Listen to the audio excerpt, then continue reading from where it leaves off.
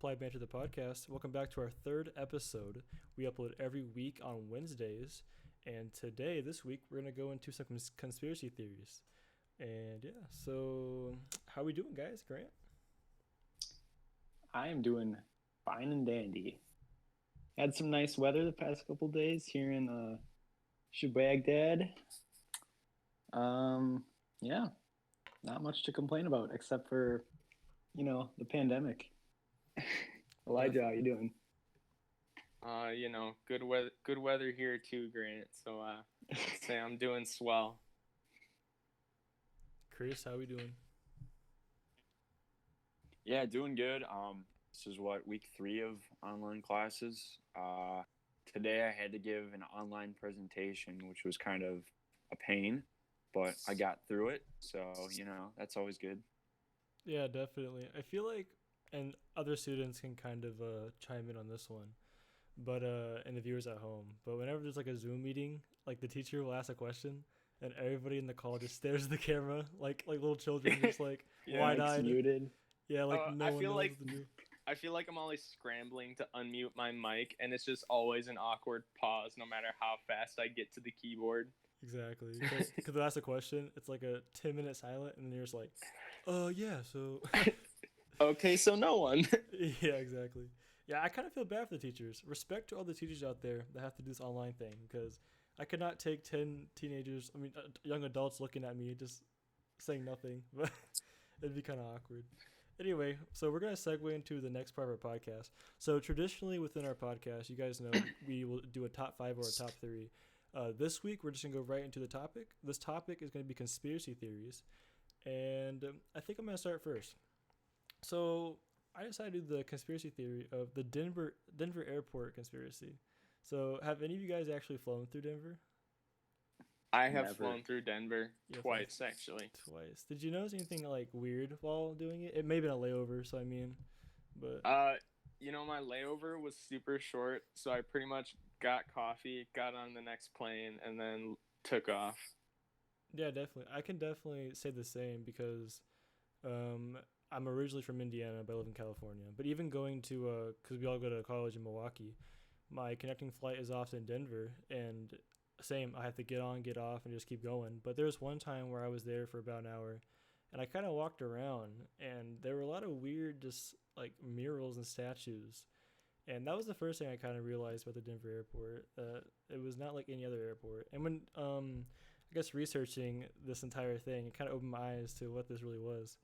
So a little background history on, I guess, the airport. It was built in 1995, and the original budget was $2 billion, which alone is a lot for an airport. But also, it's in the middle of America. There's a lot of open space. It's not like a city in California where they're working with the minimum space. Like they can expand. So the end budget ended up being $4.8 billion, a lot more than what they anticipated, and they were 16 months behind schedule.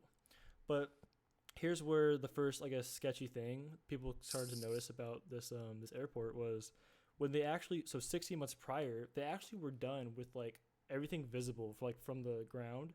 The airport was done, $2 billion was spent. It appeared to be done, but they weren't opening it.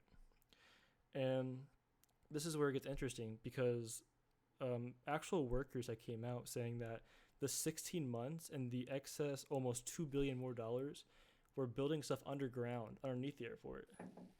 And it's reported that 5 stories of underground tunnels were built in the airport, which kind of raises like suspicion because you're probably thinking, okay, well, they probably have like, I don't know, like all the technical stuff, all like the electrical stuff down there, but you don't need 5 stories. Seems kind of preposterous, but so for our viewers at home, as you can see on the screen, here's a picture of the Denver airport. And already, it does not look like the traditional airport. It has these like tent-like structures around it, lights, a very ominous vibe. When I first saw it, I didn't even know what the outside looked like, but I can already tell you, I'm pretty spooked. And for our next slide, as you can see, the tunnels here, these are no tunnels. These things are huge. These things could fit like a 3-story building, like just huge tunnels just going through this underground, this airport. And yeah, $2 billion of excess. It's not even shown to the public. So why would you spend 2 billion on something that's not even gonna be shown? So what could these tunnels be used for? So a lot of conspiracies have pointed to the global elite, and this is basically like all the world's like top people, your presidents, your famous, your Nobel Peace Prize winners, all the smartest people. There's theory that this if there's ever an apocalypse, and we'll go more into this apocalyptic theme later on when I talk about it. But there's this huge theme of like if the world ends, this new world order people could go into this bunker, this underground in Denver, and somehow survive. Again, that's one theory. And then there's also theories pointing to the like new world order, and there's also like bunkers within these underground tunnels, which are kind of interesting, and we'll get into that into more later of what that could mean. But the next thing I want to talk about is the giant blue Mustang statue, which, as you can see on the screen, that sits right outside the airport. And this statue is not like any other statue I'm sure you guys have seen. It has glowing red eyes, and it's actually, according to the person that made it, it's supposed to represent the fourth horseman of the apocalypse in Revelations, which actually symbolizes death. And funny enough, while building this this horse, the head fell off and actually killed like the guy who was making it. Killed him? It killed him. It crushed him and killed him instantly. And funny enough, this was supposed to represent the apocalypse. So many people think this entire airport is just haunted by this guy. I don't know, but anyway, the next photo I want to show, and it even gets even more crazy, is this time capsule. Like, so when you first walk into the airport, I know personally when I go to airports, the first thing you do is you walk in, you find whatever gate you're at, and you check in your bags. At the Denver National Airport, they have this huge like plaque. It's pretty big. For the people, our viewers at home, we can see it on the screen here. It says Denver International Airport, and it has like, you know, the people they want to like pay homage to. But as you can see right in the middle there, that's the what is it called? That's the Freemason logo.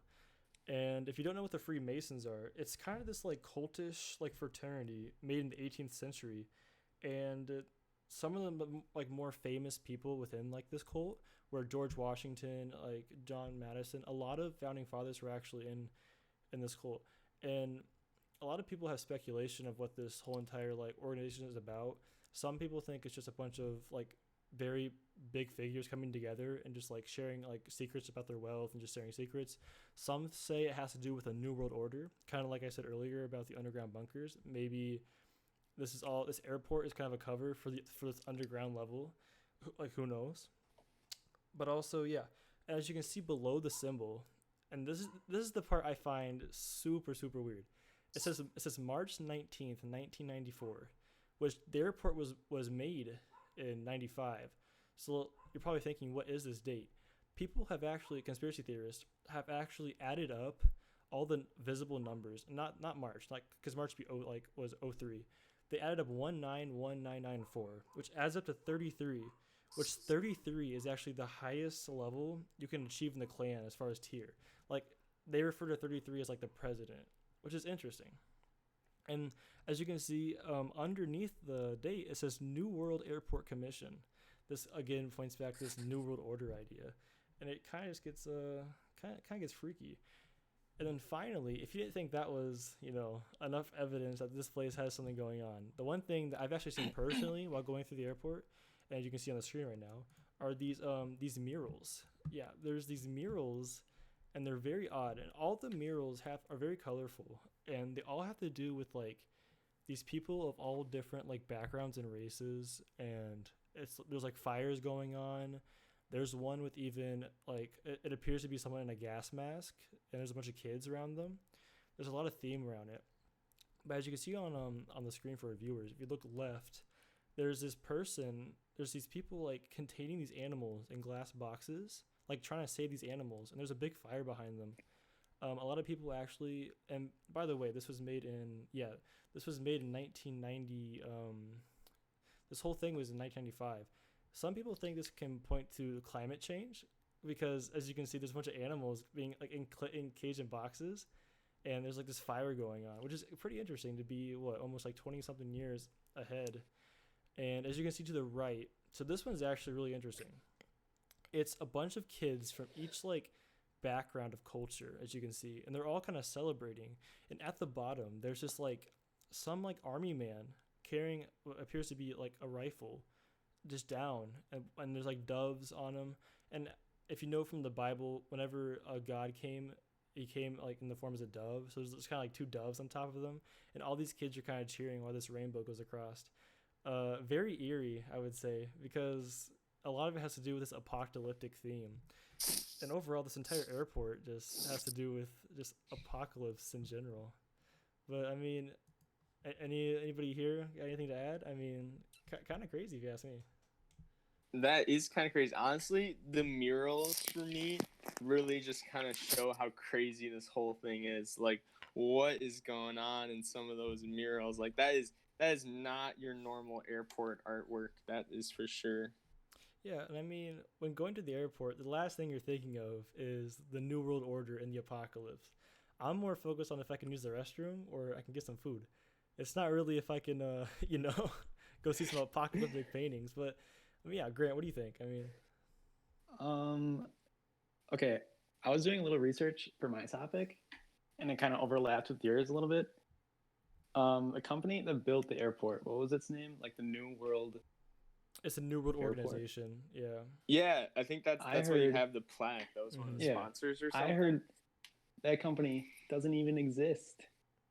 Yeah, I've heard that Doesn't even too. exist. Well, people actually don't know, like, even like the people that like construction workers and people like architects that worked on the airport, they have never seen anybody from the company like introduce themselves.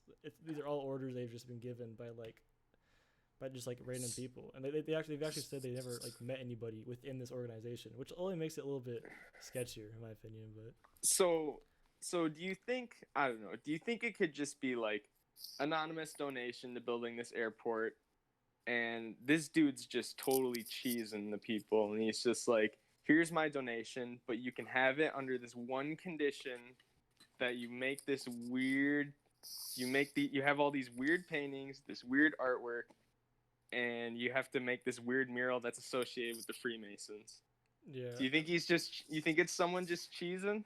it could be. And I mean, personally, if I had that much money, because it sounds like if this was a donation of some sort, this person has a lot of money. And for the budget to go to 2 billion and then go 2 billion extra, like, they're just like, oh, here, have some more money.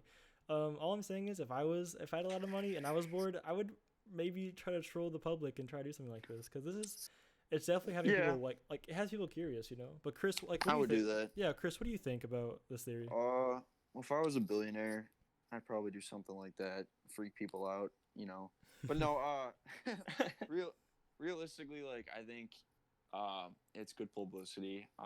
Artwork is always kind of weird and has hidden meanings. There's a lot of really creepy paintings. I'll be honest, I can't pull up the facts at the moment, but there's like one famous painting where people speculate like it's UFOs, and there's like a lot of Da Vinci stuff. So I don't know, art is kind of weird like that. But yeah, you never know. There could always be a new world order we just don't know about, but it makes for an interesting theory. It's crazy stuff. I mean, I would say so. But I guess a thing we can do at the end of every theory is whether we believe it or not. So I guess I'll hand it off to Elijah. Elijah, do you think, because obviously there's something going on, but do you think this has to do with some type of secret organization, or do you think this is just some kind of like artist display? It's kind of crazy, like all the stuff, but I think it's got to be like some sort of like artist display, and I think it's got to be like an artist display. But correct me if I'm wrong, there's 2 airports in Denver, right? Mm-hmm. Yeah, I believe so. Like, what if it's just a marketing ploy by the one airport, like, hey, come to our airport, check out all of our cheeky apocalyptic artwork. Yeah, no, definitely. And we're gonna start a conspiracy theory about it, and then people are gonna come just for that. True, and I kind It's of a good agree. money maker. Yeah, but I gotta say though, next time at the airport, I'm gonna wander off and try to find like this plaque, this like time capsule apparently. And I forgot to mention, this is kind of big, but that plaque that has a new Mason symbol on it, it was instructed by the people that made the airport to be opened in 2094. as a time capsule. So apparently there's stuff underneath this plaque. Oh, what? So it might reveal secrets, but Yeah. who knows? Maybe in 2094 we're gonna find out that the dude was just cheesing everybody. Maybe. And this could be a whole marketing scheme because, like I said, next time I have time, I'm gonna find this plaque. But maybe they do this so people wander off and end up finding like a Wendy's or like some food and like start buying like souvenirs. It could be just one big like thing to make you walk around the airport. I don't know. Grant, do you think this is a New World Order or do you think it's just a publicity thing? So after the research that I looked through, I really think that like the airport itself is kind of just like playing into this whole conspiracy theory, New World Order, like Freemason stuff. Mm. But like I don't really understand why you'd need 5 stories underground in airport. Like that doesn't really make That's the any thing. sense. See, and also, yeah, because I feel like if this was a whole like publicity thing, I would just say there's 5 stories. But the fact that people have gone down there and taken pictures of these tunnels, like why would you build tunnels Yeah. for the point of a conspiracy? I don't know. It all seems a little too real. But I don't know. I mean, I definitely agree. Chris, what do you think? You think this is a publicity or a marketing thing? Yeah, I'm looking up stuff right now. So, did you talk about the demonic horse? Yeah, I did. It's the it's Yeah. supposedly this blue horse that killed. It's supposed to represent the fourth horse of the apocalypse, but it actually killed its Yeah. owner. Yeah. I'm just looking up the pictures now for myself, and it's just, yeah, it is kind of creepy. I think realistically, this is just a marketing thing, but I don't know. This is the first time I heard about it, so I guess I'm kind of new to this. I'll have to do some research on my own, but it sounds more like a marketing scheme. That being said, if this is like aliens or lizard people, live underneath the airport, that crazy stuff. Yeah, I mean, it all definitely could be. All right, and our next conspiracy theory, I think Grant's gonna take it away. So I'll just let you go ahead and introduce your topic. And yeah, good. Yes, sir. Okay. So, ladies and gentlemen, I'll be talking to you about reptoids, reptilians, lizard people, whatever you want to call them. But yeah, so the idea that there are reptile people among us was first popularized by a guy named David Icke, guy from Britain, and he believed that there are shape-shifting reptilian aliens controlling Earth by taking on human form to manipulate society. And like his backstory, it doesn't really make a whole. So he worked for BBC as a sports correspondent, and then one year he just decided to stop working, and he went on a TV show, like a talk show, and he came on, was pretty normal, but then he said, "Oh yeah, I'm God now, and there are reptile people among us." What? And he also thought that the world was going to end the next year, which was 2000. Oh, But yeah. I know a lot of people thought that Mm. because, like, the turn of a century or whatever. But yeah, I don't know, pretty whack. And But yeah. he, Wait, quick. Oh, continue. For our viewers at home, I actually have the picture of this guy on the screen, and he actually kind of looks like a reptile. I'm not gonna yeah, lie. that's what I thought. Yeah, Yeah, I just want to say that. But yeah, go ahead. the big googly eyes. Yeah, he just gives off lizard-like features. But anyways, he believes that like most modern leaders across the world are related to reptilians or like being controlled by one. So some examples: the Bush family, George Bush, Jeb Bush, the British royal family. So like Queen Elizabeth, she's been around for a while. So I don't know, maybe. And Obama, President Trump, Maybe. Mark Zuckerberg. Yeah. Yeah, I was Definitely. waiting for it. Yeah, yep. Definitely a lot of memes going around about Mark Zuckerberg either being a robot or a lizard person. But like he also has very lizard-like tendencies and characteristics, He's got the big googly eyes, pale flat face, and when those memes were going around, like his legs were bending in the opposite direction. I don't think that's Yeah. a very normal Yeah, I thing. think that's normal. Hyperextension isn't a thing that people just do. Yeah. I don't know. Also, this David Icke guy also believes, he just came out with this. He also believes that the moon is a spacecraft that's hollowed out, kind of like the Death Star, but yeah. And it's controlled by lizard people, and it's reading our minds from space. So, I don't know. This guy's kind of out there. I kind of compared him to the British equivalent of Alex Jones.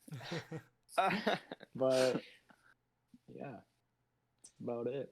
Interesting. What are your thoughts?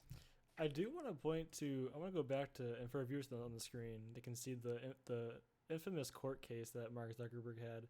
You know, where he's like acting all like weird, and that raised a lot of suspicion on whether if he's a robot or a reptile or not, because his actions, he would kind of laugh, like he would start laughing at like the judge's jokes, and then immediately just go to a straight face. Like there was no wind down for his smile. Also, like, when he would drink water, like he would just put it up to his mouth and he'd put it back down, but like no water like went down in the cup. Like Yeah, he would just like sip it. Yeah, almost, you know, like a lizard. starts licking it. Lizards don't drink water, Grant? They just like sip it. I don't know, but very odd behavior. But yeah, I mean, and kind of a question I want to ask Grant. I'll ask everybody. Grant, do you think this theory is real? And do you think that Mr. Zuck himself, do you think he is a reptile? Okay, so I think the Zuck Daddy, you know, he's a bit out there Yes. with just like how he looks and some of the certain things he does. I do think that he is a human, though. Sorry, guys, but that's just what I think. Yeah. Elijah, what do you think? Well, gosh, whether the Zuck is a lizard or not, I gotta say it's too hard to decide, honestly. But I will say this: if the theory is true, I'd have to say the world leaders aren't doing too bad of a job. That's true. So our lizard overlords are taking pretty good care of us in general. Oh yeah. Hey, they're doing all right. Chris, what do you think? Yeah, so this is something that's always kind of interested me. When I was a kid, I went to a Scholastic book fair and I got this book. It was like mythical monsters and stuff, and it was like Greek mythology and stuff. But it had one section that was like modern myths and stuff, and they had like the reptoid alien, you know, reptile like myth or whatever, and it was like about all that stuff. And I think I remember they had the bushes as an example at the time. But yeah, I always thought it was like kind of super weird. Do I believe it? I don't know. But you know, it is you watch those videos of Mark Zuckerberg on Facebook and you know, something's a little off about that guy. So No, you definitely. never know, guys. Interesting. But yeah. Yeah, I think it's interesting. They're starting the kids young with a Scholastic info about I know. reptoids. But I was trying to find the book that had the page and I found it online, but yeah, it was wow. yeah, it was really kind of weird now that I think about it. What I was exposed to as a kid. Yeah, But yeah, it's interesting stuff.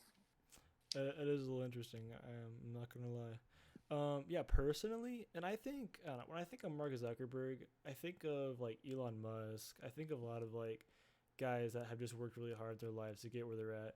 And honestly, I'm gonna be honest. I don't think Mark Zuckerberg's a reptile. I honestly just think he's gotten to the point where, well, I think he's just gotten to the point where he's so like well known and he works so hard that in a sense he's kind of forgotten how to act like with people, like around people. If that makes sense? Like he just works so. And I heard this on shout out to the Joe Rogan podcast, but Elon Musk was actually on, and Joe on another podcast said he talked to him off camera. And supposedly, for the past 10 years, Elon Musk has only gotten 2 hours of sleep on average a night, because he works that hard. And I think a lot of these guys like that end up like working these insane hours. And I just feel like they're kind of closed off from the world. They're just working hard, and they just lose their people skills. They just end up acting all like robots. But hey, that's my theory. But I don't know. Maybe these lizard people are around us, and we just don't know. I mean, I don't know. All right, to kind of go back to the next theory, I'll give it to Chris. Chris, go ahead. Yeah, so mine is not about reptoid aliens and Mark Zuckerberg, but mine's actually a little bit about it's a theory based on current events. So obviously COVID-19 is like kind of taking over our lives at the moment. So there's a lot of like crazy theories going out about where this like came from, and like I don't want to get too political. So the one I chose is probably the one that most people have heard about. It's the 5G 5G radiation supposedly caused this or caused the spread of it. And I kind of forgot about it, but what kind of brought this theory back to my mind was the fact that people in the UK were like taking down cell phone towers, or they're like trying to like take them down. So I thought that was kind of crazy, and I wanted to like listen more into this. And then there's a YouTuber I was watching too who had a lot of thoughts to say about this. So I thought it was really interesting. The 5G theory. Basically, it's that so our cell phones, obviously, we all like have 4G, and now 5G is the future. And these towers are kind of popping up everywhere. We've actually had these towers, I think, yeah, it said early 2018. So it's not like this is anything new, but they've been putting up a lot of them in 2019. And supposedly each location is close to the hot spots of where Corona kind of broke out. So a lot of people are kind of speculating that, oh, maybe this caused it, and this is like kind of the danger of 5G. Now, here's the thing. Is 5G the cause of this? No. Do we know all about 5G? That's the thing. We don't know a lot about it. But I mean, we do, but we don't know the long-term effects. But as for the short-term effects, it's fine. So coronavirus does not come from this, but it's a really interesting theory, and I'm probably getting my facts all kind of wrong here, but it's definitely something I would encourage people to look more into. And yeah, that's about it. I don't know. What do you guys think about this? I know, Jacob, you were the first one that told me about this, I think, a few weeks back. Yeah, I can kind of give some more insight actually on the topic. From what I know, yeah, 5G is the fifth generation of towers that they've been using, and I believe 4G. I forget I think it's not hertz, but some type of whatever measurement they do for like how powerful it is. I believe 4G went to the 700s as far as like it's like how powerful it was. 5G goes to 4,000, so it's already like multiple times more powerful. I think the greatest concern was these like frequency waves, if they were making people sick, and I think that's one of the biggest theories. And yeah, there has been a lot of like I guess conspiracy on whether like because a lot of these big towers are in bigger cities, thus proving that these towers are kind of like proving that these bigger cities are being affected. But that could also be pointed back to the fact that big cities have just more people in them, and obviously more people going to be affected. The thing I guess to go against that though is that there's no. I should probably fact check this again, but there isn't a tower, I believe, in I forget which area in the Middle East that there was a huge breakout of Corona, but there was no tower in that location. So people were kind of like pointing to that as a fact of, okay, this is not started by Corona. That being said, it does beg the question of like, what are the side effects and what are the long-term effects going to be for, the use of 5G? That being said, though, the other thing is that I think a lot of people are gravitating towards this theory because, everybody kind of wants to blame something at the moment. And I think psychologically, people feel like, oh, they have kind of like this, like a little bit of like gives them relief to some extent. That's like, oh, this is the man, this is the corporate, or this is the technology. But, I don't know. I don't think that's just my opinion. I don't think this has anything to do with it, but it's still a really interesting theory and something I encourage people to look more into. Yeah, definitely. Grant, what do you think about this theory? I just think it's really crazy that the first 5G tower that went up, I thought you said this, I don't know, a while back, but the first one that went up was in Wuhan, China. Yeah. And that's where this whole thing started. Like, that's quite the coincidence, if you ask me. But I don't know. Yeah, definitely. Elijah, what's kind of your insight on the situation? Okay, so I think it's the one thing I think it's amusing, kind of the fact that people would go so far as to like try and actually take down towers themselves. I don't know if you guys have seen any of those stories. I think they're pretty amusing. As far as the question of 5G, is it causing coronavirus? Okay, no. But as far as the effects of 5G, I think they haven't done enough thorough testing on it yet, and they're pushing the technology because they know they can make a lot of money with it. Because with the higher frequency ranges, you have a lot more. You have greater ability to transfer more data in the higher frequencies. So there's a lot of potential there, and people are trying to jump at that potential because there's a limited amount of the spectrum that you can transmit in. So if you can grab that right away, then you can keep it, and then you almost have a monopoly over that band of the spectrum if you can get the IEEE to allot that spectrum to you, or the FCC, excuse me. Mhm. So There's also to add to the theory, not just coronavirus, but there's theorists that think that this is going to damage DNA and also lead to cancer as well. So that I don't know enough about, but that's another big thing that kind of popped up when I was like researching like the dangers of 5G. Yeah, definitely. One thing I want to add. So yeah, I actually saw, I think yesterday, that to kind of like someone tried to put an end to this theory, but on Twitter, and I did more research because Twitter's not always reliable, but I looked it up. There's actually only eight countries have 5G, and almost every country in the world has coronavirus. So that's kind of one, I guess, statistic to kind of, I guess, maybe debunk it. But as far as what Chris said about possibly causing cancer and radiation damage, as far as your DNA sequence, possibly. I mean, it could happen, but I mean, who knows? And then finally, our last conspiracy theory is Elijah. Go ahead. all right, boy, oh boy, do I have an interesting one for you today, guys. I've got the classic conspiracy theory. The Apollo 11 moon landing on July 20th, 1969. Was it real? Did the government fake it? So, a little bit of facts about the situation. So, some reasons why it might have not been faked. So, 530 million people watched this thing, and they all admit to seeing it live. And so, there's 530 million witnesses that say that it was live. The conspiracy began a few years right after the landing.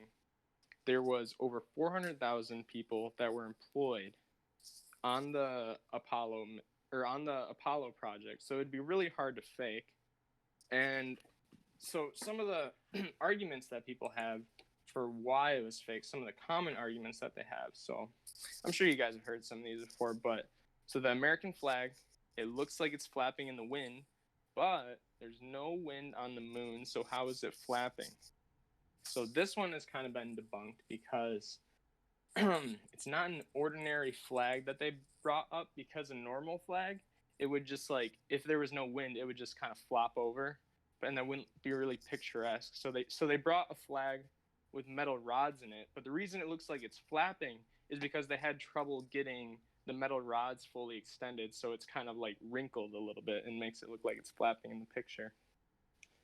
Another theory is that in some of the pictures, you can't see the stars. But this theory is incorrect because the exposure on cameras, the way they had the exposure adjusted on the cameras doesn't allow you to see the dimly lit stars compared to the bright suits and the surface of the moon that they are wearing. But the most interesting theory I found, and this is one that maybe you've heard of, the moon landing is faked because it was filmed by Stanley Kubrick, the man behind the 1968 film 2001: A Space Odyssey, also the man behind The Shining, Full Metal Jacket, and many more American films. So, the reason people think this is because so the film 2001: A Space Odyssey happened right before the 1969 moon landing, and the visuals in the movie were like state of the art, and a lot of people have shown how there is a lot of like visual similarities between sets in the movie and pictures and video that were received from the moon landing expedition. So why Stanley Kubrick? Why couldn't anyone else do it? So he was the only one who had the cinematic knowledge at the time to pull anything that convincing off. Okay, so in a little bit of background on how this theory started. In 2001, Newswire, which is now known as News Punch, released a video, of Stanley Kubrick admitting to helping the U.S. government. So filmmaker T. Patrick Murray interviewed Kubrick 3 days before his death on March 1999, and he was forced to sign an 88-page NDA disclosure to keep the contents of the interview secret for 15 years. So I actually was able to find the interview, or at least the transcript of it, and some of the takeaways I had from it was that, so the reason why the government came to him is that the government had already spent too much money on the Apollo 11 program, and JFK had famously promised that the U.S. had chosen to go to the moon, and time was kind of running out for them to beat the Russians to it. And if you don't know, there was also a launch pad accident in 1967, so the general trust in people of the program was starting to kind of vary. So that's kind of the incentive that the government would have. And I have I actually have the transcript from the film, or from the video confession from Stanley Kubrick, and I just want to read a little bit to you guys if we've got time for that. Okay, so this is the moment when he admitted that he helped the U.S. government. So he said, the interview says, "Sure, take all the time you need." Kubrick says, "I've always been conflicted by it, but not consciously until years later. I was just blown away by the chance, the opportunity, the challenge of making this production, and I went into it like any other regular film." And then the interview says, "What are you talking about? I'm dying to know what you're talking about." "Well, it's a confession of sorts," Kubrick says. "A movie I made that nobody is aware of, even though eyes have seen it." And then the interviewer says, "A movie you've made, no one knows you made? Is that what you said?" Kubrick then follows and says, "I perpetrated a huge fraud on the American public, which I am now about to detail, involving the United States government and NASA, that the moon landings were faked. That the moon landings all were faked, and that it was I, the person who filmed it." And then the interviewer says, "Okay," and he laughs. "What are you talking about?" Then there's a pause. "Oh, you're serious? Okay." And he says, "I'm serious. I'm dead serious." So there's a video of Stanley Kubrick actually admitting that he helped fake the moon landing. Unfortunately, this was actually found out later to be a hoax. The person who published the video, a guy by the name of T. Patrick Murray, eventually admitted that the person who was in the film was not actually Stanley Kubrick. He was an actor who went by the name of Tom. However, there are some people that still think that the video is actually legit. And so I was kind of doubting it. But another theory is that Stanley Kubrick actually made a confession to it, not in that video, but he actually made a confession to helping out the Apollo 11, or filmed the Apollo 11 in his movie The Shining. So if you've seen The Shining, Danny, in a bunch of the scenes, he's wearing a shirt that has an Apollo 11, or that has the Apollo 11 moonlander on it, and it says Apollo 11, just straight up on it. Another crazy thing from the movie, the room number from the movie, 237, the room that they're not supposed to go in. In the book, that's not what it is. 217 is what it is in the book. What's the significance, you say? The moon is 237,000 miles away from Earth. So 237 is the moon. Also, there's some other stuff in here, but another thing I found that was interesting.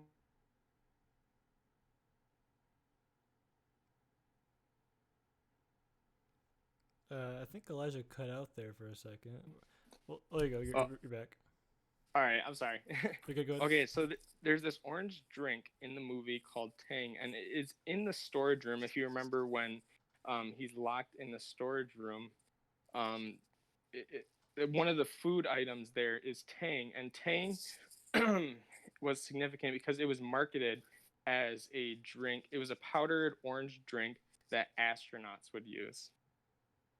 And so there are some people who think that even though that the admission published by T. Patrick Murray was proved to be a hoax, there are some people that still believe that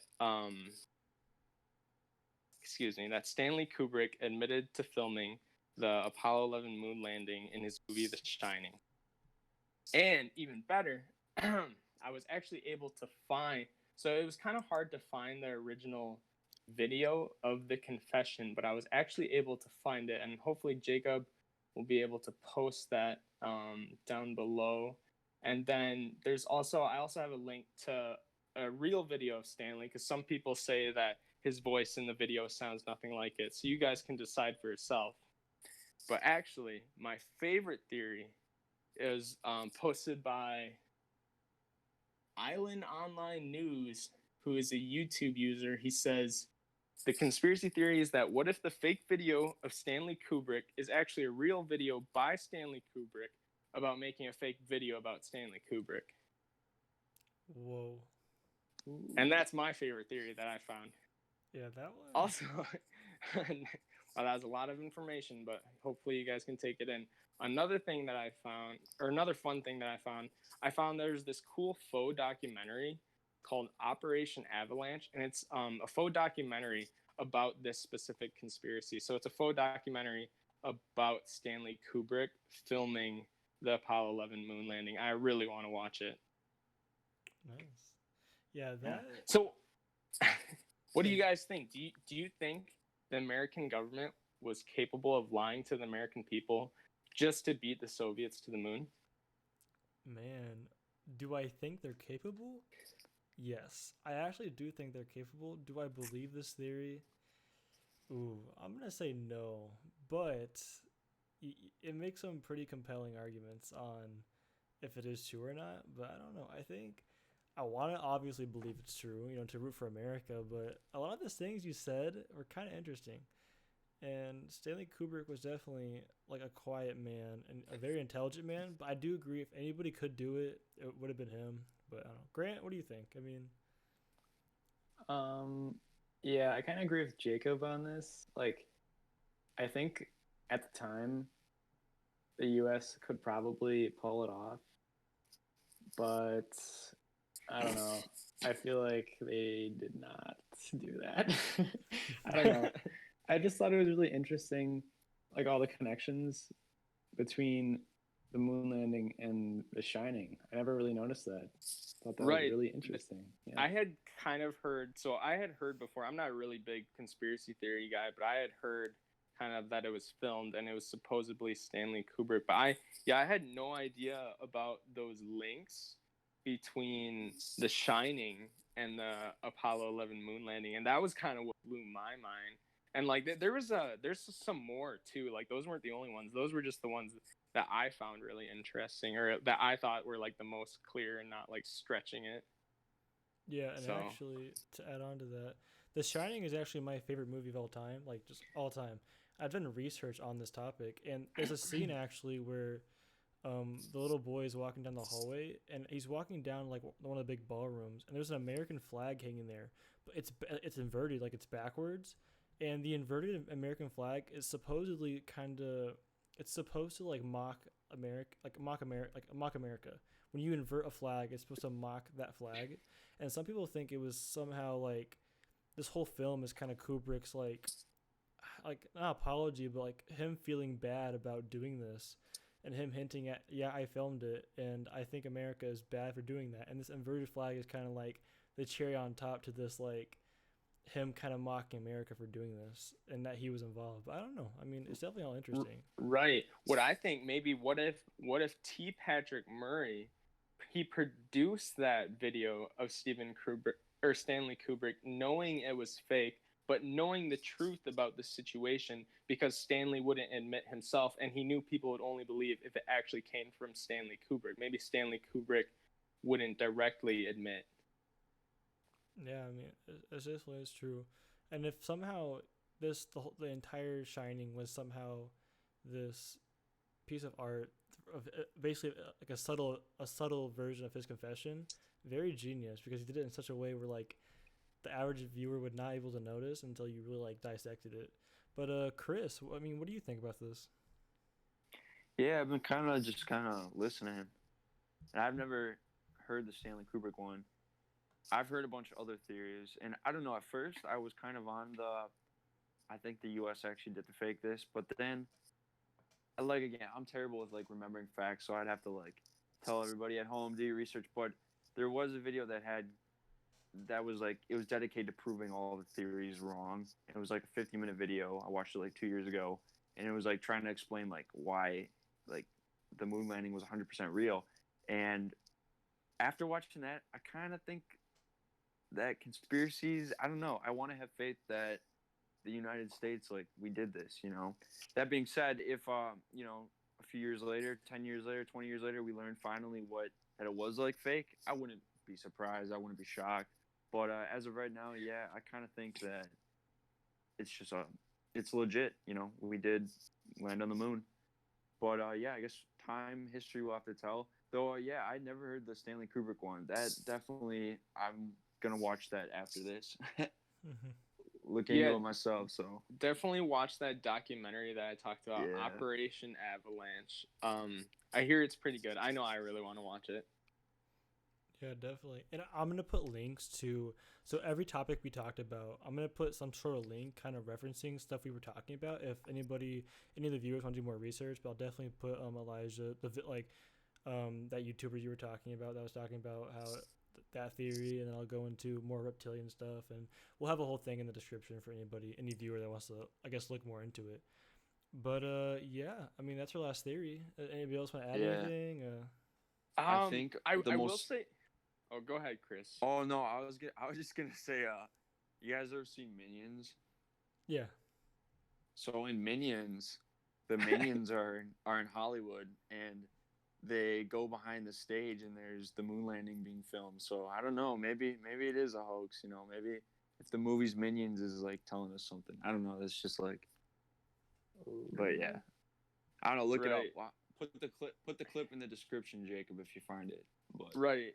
I think I will say the one kind of thing about this that I feel like I kind of learned, because like I said, I'm not like a huge conspiracy theory kind of guy, because I feel like you hear conspiracy theory and you kind of go into it with like the premise that like, oh, it's fake. But I will say, actually going in and researching one, I think the stories that get made, I think they're super interesting, and it was just like a cool process to like learn about all like the links that people make between stuff. So I don't know. This makes me want to look at more conspiracy theories, honestly. Yeah, and add on to that, we could definitely do more episodes in the future where we just, if the viewers respond well to this, I mean, there could definitely be a part 2 to more conspiracy theories that we can just go into. But yeah, I mean, I definitely had a lot of fun recording this with you guys. Very interesting. I had no idea. I mean, like Elijah said, when you think of conspiracy theories, you kind of think of just like false things people have made up, but people have like dedicated their lives to this. Like research I was going into this, they were full on people making like hour videos, really dedicated to trying to figure this out. And to me, that's kind of amazing. But I mean, yeah. I mean, anything else you guys want to add? I think that's gonna wrap it up. Thank you for everybody at home just for listening. Our 3rd episode, and yeah, just thank you for everybody just for viewing in, watching. We appreciate the support. New videos every Wednesday, and I think it's gonna wrap it up. So, Polite Banter the podcast. Thanks for watching. We'll see you next week.